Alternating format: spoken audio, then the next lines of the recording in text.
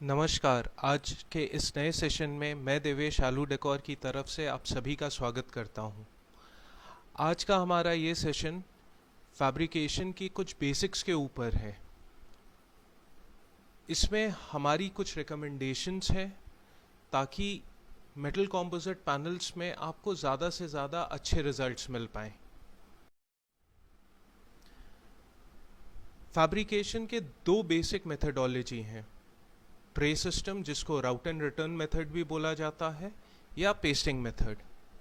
हमारी recommendation tray system के लिए ये है कि आप इसे किसी भी प्रोजेक्ट साइट पर किसी भी हाइट पर यूज़ कर सकते हैं, लेकिन पेस्टिंग मेथड कोशिश करें कि इंटीरियर्स में ज़्यादा इस्तेमाल करें।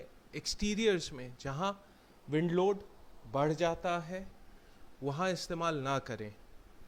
विंड लोड यूजुअली 10 मीटर के ऊपर से बढ़ना शुरू करता है या ग्राउंड प्लस 3 फ्लोर्स के ऊपर से बढ़ना शुरू करता है।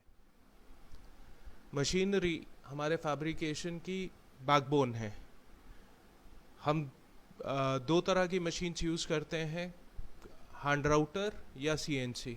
यूजुअली साइट पर हैंड राउटर मशीन ही यूज़ होती है, तो जब भी हम हैंड राउटर मशीन खरीदने जाएं तो ये चेक कर लें कि उसका आरपीएम 10,000 से 12,000 के बीच में होना चाहिए। जो ब्लेड हम इस्तेमाल कर रहे हैं या सीएनसी राउटर का जो बिट हम इस्तेमाल कर रहे हैं वो 10 से 12 एमएम के ग्रूव बनाए या उसकी थिकनेस 10 से 12 एमएम की होनी चाहिए। कभी कभी कुछ स्पेशल एंगल्स होते हैं, जैसे कि 45 डिग्री का एंगल या 135 डिग्री का एंगल हमें एसीपी को या एमसीपी को टर्न करने के लिए चाहिए होता है। वहाँ पर यू शेप के ब्लेड्स भी आते हैं, उसका आप इस्तेमाल कर सकते हैं, या इसी प्लेट से यू ग्रूव का बड़ा कट बना सकते हैं। अगर मैं ग्रूविंग की बात करूं तो ग्रूविंग में सबसे पहली चीज़ ये है कि कोर हमें कितना छोड़ना है। एक मिथ्या भी है इसमें कि कोर ज़्यादा अगर छोड़ते हैं तो उससे एसीपी ज़्यादा अच्छे से टर्न करता है, लेकिन ये एक बहुत बड़ी मिथ्या है। कोशिश करें मिनिमम कोर छोड़ने की। अगर आप इसमें फिगर्स में देख रहे होंगे तो अगर मैं नॉर्मल एसीपी की बात करता हूँ या जिसमें एलडीपीई कोर होता है, उसमें आप 0.2 से 0.4 एमएम के बीच में छोड़ सकते हैं, क्योंकि एलडीपीई थोड़ा सा लचीला होता है, फ्लेक्सिबल होता है। अगर मैं वही एफआर एसीपी की बात करता हूँ, यहाँ पर आपका कोर हार्ड होते जा रहा है। अगर A2 या क्लास बी है तो कोर आपका काफ़ी हार्ड है, तो यहाँ पर कोर आपको बहुत कम छोड़ना है। कोर सिर्फ इसलिए छोड़ा जाता है ताकि आपका टॉप जो लेयर है एल्यूमिनियम का शीट का वो कटे नहीं। कोर छोड़ने का और कोई कारण नहीं होता है। एफआरएसीपी में कोशिश करें कि मिनिमम से मिनिमम कोर छोड़ें। इसीलिए यहाँ पर अगर आप डायग्राम में भी देखिएगा तो मैंने रिकमेंड किया है 0.5 से 0.25 एमएम के बीच में आप कोर छोड़ें। दूसरी चीज़ होती है, जब हमने ग्रूव बना लिया तो अब हमें उसे टर्न करना है, तो स्लीव हमें कितना बड़ा रखना है। जो कॉर्नर के स्लीव्स हैं जो मैंने रेड से मार्क किया है वो कितना बड़ा छोड़ना है। मिनिमम हमें 25 एमएम तो रखना ही रखना है, लेकिन कहीं कहीं पर हमारे स्क्रू का साइज़ बड़ा हो जाता है या रिवेट का साइज़ बड़ा हो जाता है विंड लोड के कारण। वहाँ पर हमें ये ध्यान देना है कि हमने कितना बड़ा डाया का होल किया है स्लीव में। उस हिसाब से अगर आप नीचे में फिगर में देखिएगा तो डाया का 4 गुना हमें विड्थ रखना होता है स्लीव का। फॉर एग्जाम्पल, अगर मेरा डाया 10 एमएम का है तो हमें 40 एमएम का स्लीव छोड़ना है।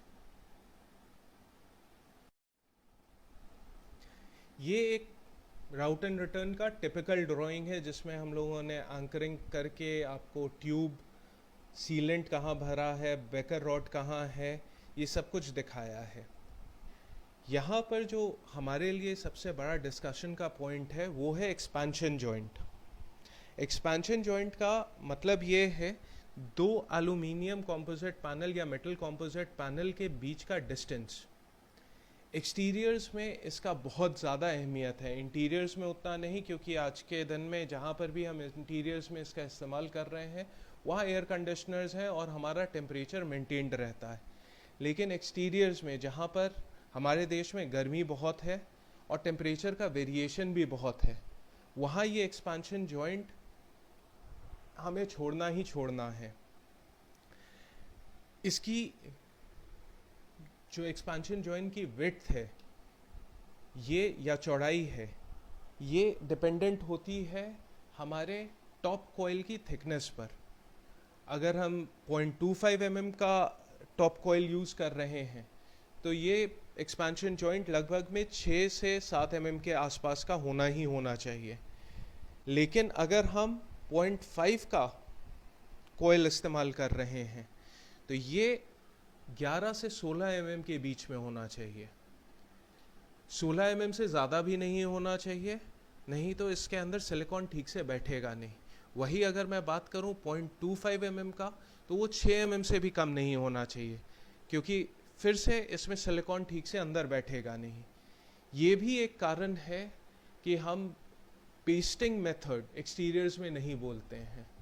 पेस्टिंग मेथड में हमारा सिलिकॉन एक्सटीरियर्स में ठीक से बैठ नहीं पाता है, और कुछ दिन के बाद अगर इसे विंड लोड से हम कंपेयर करें और ये उस जगह से निकल जाए जहाँ पर विंड लोड ज़्यादा है, तो हमारे दीवार पर सीपे जाने के चांसेस बढ़ जाते हैं और वाइब्रेशन होने के चांसेस भी बढ़ जाते हैं, क्योंकि एयर और वाटर दोनों को पेनिट्रेशन हो सकता है। पेस्टिंग सिस्टम में हमें ज़्यादा कुछ ध्यान उतना देना नहीं होता है। इसमें हमें सिर्फ जहाँ पर भी हम VHB टेप, जो कि स्ट्रक्चरल ग्लेजिंग टेप है, वो चिपकाना चाहते हैं, उस एरिया को साफ़ कर दें अच्छे क्लीनिंग एजेंट से। और अगर ये विंड लोड वाली जगह पर लगा रहे हैं तो हमेशा अब VHB टेप के मैन्युफैक्चरर से ये पूछ लें कि कितना थिकनेस होना चाहिए VHB टेप का और कितना उसका विड्थ होना चाहिए। उस हिसाब से आप इसे इस्तेमाल करें अलग अलग विंड लोड के लिए। आजकल एप्लीकेशंस बहुत तरीके के हो गए हैं और बिल्डिंग में कर्व्स बहुत ज़्यादा देने लगे हैं लोग। इस जगह पर जहाँ पर हमें कर्व्स में ACP लगाना है, वहाँ पर हम आपको हमेशा रिकमेंड करेंगे या हमेशा बोलेंगे कि 3 रोलर रोलिंग मशीन में ही मेटल कॉम्पोजिट पैनल को रोटेट कराएं। मैनुअली कभी ना करें। मैनुअली करने से क्रैकिंग के चांसेस बहुत ज़्यादा बढ़ जाते हैं। अगर ये मेरा LDP कोर का मेटल कॉम्पोजिट पैनल है तो हमको 15 गुना जो हमारा मेटल कॉम्पोजिट पैनल का थिकनेस है, जैसे मान लीजिए 3 mm का थिकनेस है, तो हमारा रेडियस कर्वेचर का 45 mm होगा मिनिमम। वही अगर मेरा 4 mm का ACP है तो हमारा मिनिमम रेडियस 60 mm का होना चाहिए। लेकिन FR ACP या फायर रिटार्डेंट ACP अगर ये क्लास B तक का है तो हमारा रेडियस 305 mm से 380 mm के बीच में हो जाएगा। ये डिपेंडेंट होगा कि हमारी कोर की थिकनेस कितनी है। कोशिश करें कि इसे 380 mm तक रखें मिनिमम। ये इसलिए क्योंकि यहाँ पर जैसे कि मैंने पहले बताया था आपको ग्रूविंग के भी दौरान कि हमारा कोर हार्ड हो जाता है FR के केस में। वहीं अगर मैं A2 की बात कर रहा हूँ तो यहाँ पर हमारे पास मिनरल कंटेंट 90% से भी ज़्यादा है, तो हमारा कोर बहुत ज़्यादा हार्ड हो चुका है। तो यहाँ पर अगर आप रेडियस देखिएगा तो 600 mm का मिनिमम होना चाहिए। इससे कम के रेडियस में क्रैकिंग के चांसेस कोर के बहुत ज़्यादा बढ़ जाते हैं। सिलिकॉन में हमारी एक रिकमेंडेशन ज़रूर रहती है और हम हर प्रोजेक्ट के लिए एक्सटीरियर्स में बोलते भी हैं, नॉन ब्लीडिंग सिलिकॉन सीलेंट का इस्तेमाल करें। नॉर्मल वेदर सिलिकॉन सीलेंट का इस्तेमाल से आपके एसीपी या एमसीपी के ऊपर दाग पड़ने के चांसेस बहुत ज़्यादा हो जाते हैं, क्योंकि नॉर्मल वेदर सिलिकॉन सीलेंट में तेल होता है जो आपके टॉप सरफेस पर आ जाता है और धीरे धीरे करके उस पर धूल चिपकते जाएगी, पोल्यूशन चिपकते जाएगा। बारिश के दिनों में ठीक से पानी नीचे नहीं आएगा और वो एक दाग छोड़ के चला जाएगा जो कि बहुत भद्दा दिखता है और इसे साफ करना थोड़ा मुश्किल भी हो जाता है। अगर आप non bleeding silicone sealant use करते हैं तो ये दाग पड़ने के चांसेस भी कम हो जाते हैं। एक स्पेशल रिकमेंडेशन हमारी रहती है A2 के केस में कि इसे कभी भी अगर आप फैब्रिकेशन के लिए लेकर के आते हैं साइट पर उसी जगह पर रखें जहाँ पर मॉइस्चर या पानी बिल्कुल ही ना हो।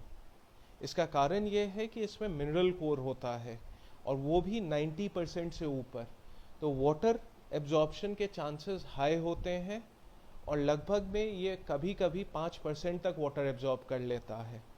इसीलिए इसमें दो चीज़ें A2 के केस में हमें हमेशा ध्यान रखना है।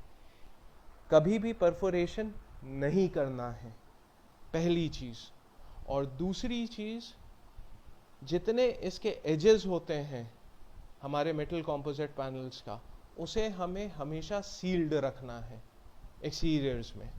तो बहुत अच्छा सीलेंट यूज़ करें और बहुत अच्छे से उसे भरें ताकि पानी जाने के चांसेस एकदम ही नेग्लिजिबल हों। उम्मीद करता हूँ आज का सेशन आपको पसंद आया हो। आपके जो भी सवाल हैं हमें info@aludecor.com पर ज़रूर भेजें। हम उन सारे सवालों का जवाब देने का कोशिश करेंगे। और अगर ऐसा हुआ कि एक सेम तरह के सवाल काफ़ी ग्रुप में पूछे गए हैं तो हम उस पर्टिकुलर सवाल पर आपको वीडियो बना करके भी आपसे साझा होने का कोशिश करेंगे।